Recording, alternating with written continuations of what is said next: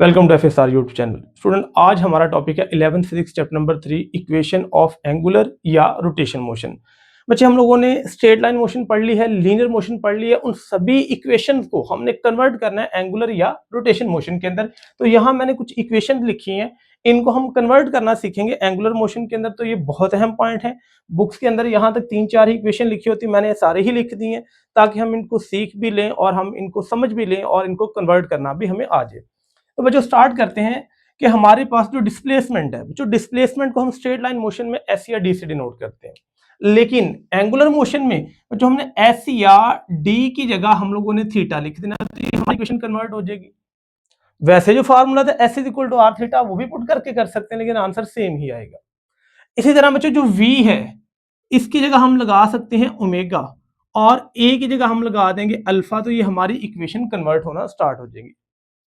तो स्टार्ट करते हैं पहली क्वेश्चन से, फिर हम लोग नेक्स्ट भी पॉइंट देखेंगे कि हमारे पास जो है वो पी मोमेंटम की जगह क्या आएगा, फोर्स की जगह क्या आएगा। तो ये पॉइंट है, जो पहला पॉइंट है S is equal to V average into T, तो ये वी टी भी होता है और वी एवरेज इंटू टी भी आएगा।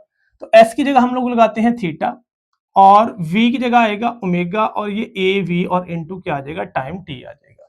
तो ये पहली इक्वेशन कन्वर्ट हो जाएगी, S is equal to V T, theta is equal to omega A V T.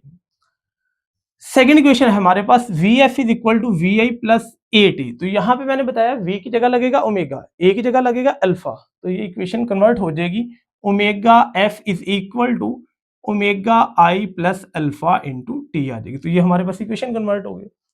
अब यहाँ है second equation of motion S is equal to V I T, तो हमने कहा कि एस की जगह थीटा, वी की जगह ओमेगा प्लस 1/2 और आ जाएगा अल्फा इंटू टी का स्क्वायर आ जाएगा। अगर आप ये देखें तो ये है 2as, तो ये आएगा 2 alpha theta is equal to omega F का स्क्वायर माइनस ओमेगा आई का स्क्वायर आ जाएगा। अब आता है F is equal to M में, जो ये जो फोर्स है ना, ये बॉडी को स्ट्रेट लाइन मूव करवाती है। अब फोर्स का काम है सीधा चलाना या चलाने की कोशिश करना या डायरेक्शन को टर्न करना या टर्न की कोशिश करना। अगर बच्चे फोर्स है ना, तो इसको आप एंगुलर मोशन के अंदर रिप्लेस करते हैं टॉर्क टी से, यानी हमारे पास F की जगह जो लगेगा इसको हम कहते हैं कि F को रिप्लेस कर दें आप टॉर्क T से, जो M mass है इसकी जगह मोमेंट ऑफ इनर्शिया I आ जाएगा।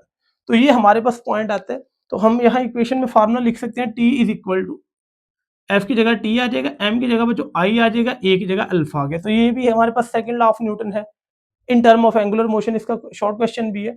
P मोमेंटम है, P बच्चे स्टैंड फॉर होता है लीनियर मोमेंटम, इसकी जगह हम लगा देते हैं कैपिटल L। तो यहां हमारे पास फार्मूला बनेगा L is equal to I into omega आ जाएगा।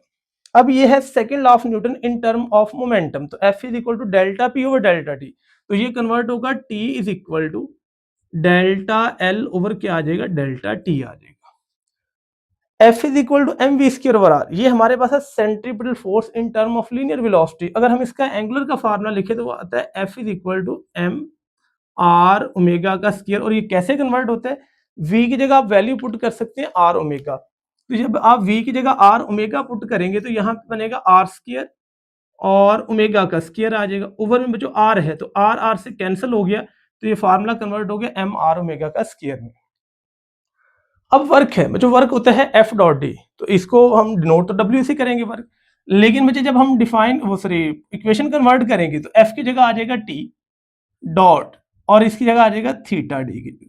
तो ये दो चीजों का डॉट प्रोडक्ट है, यानी टॉर्क एंड एंगुलर डिस्प्लेसमेंट का डॉट प्रोडक्ट, ये भी बच्चों वर्क डिनोट करता है रोटेशन मोशन के अंदर। अब पावर है P is equal to F V, तो पावर में हमारे पास आएगा F की जगह आ जाएगा T और डॉट V की जगह आ जाएगा ओमेगा।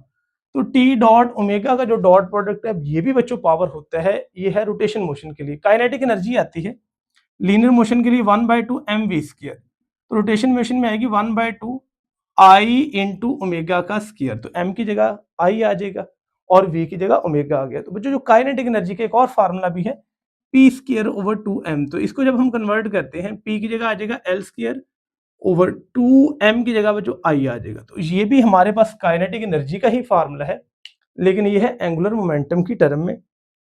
ये बच्चे फॉर्मुलेशन थी, इसको आपने याद रखना। अब एक दो पॉइंट डिस्कस कर लेते हैं कि ये वैलिड कब होती है।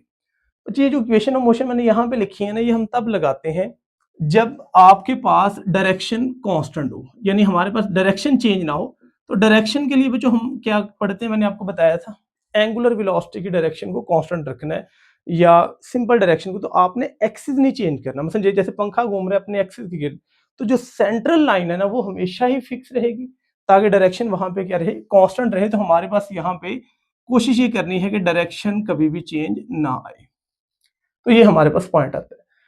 दूसरा बच्चों यहाँ पे ये है कि जब तक ये इक्वेशन अप्लाई कर रही है 4-5, हमारे पास इनके अंदर एंगुलर एक्सेलरेशन कांस्टेंट रहना चाहिए। तो हमारे पास जो अल्फा है वो कांस्टेंट होगा तो ये तब अप्लाई होंगी, और अल्फा कांस्टेंट होने का मतलब है या ओमेगा इंक्रीज करेगी या डिक्रीज करेगी, लेकिन करेगी बच्चों यूनिफॉर्मली। यानी अगर उसमें इंक्रीज आएगा तो यूनिफॉर्म इंक्रीज या यूनिफॉर्म डिक्रीज आएगा, ताकि वहां पे अल्फा कांस्टेंट रहे। तो ओमेगा में चेंज आना चाहिए लेकिन यूनिफॉर्म चेंज आना चाहिए। तो ये थी बच्चे कुछ इक्वेशन, बहुत ही आसान थी। हम लोगों ने इनको कन्वर्ट करना सीखा और इनकी फॉर्मुलेशन देखी। इनमें से कोई कन्फ्यूजन है तो आप बच्चे कमेंट कर सकते हैं, आंसर प्रोवाइड कर दिया जाएगा। मजीद वीडियोस के लिए मेरा यूट्यूब चैनल एफ स्टार देखते रहे। Thank you so much.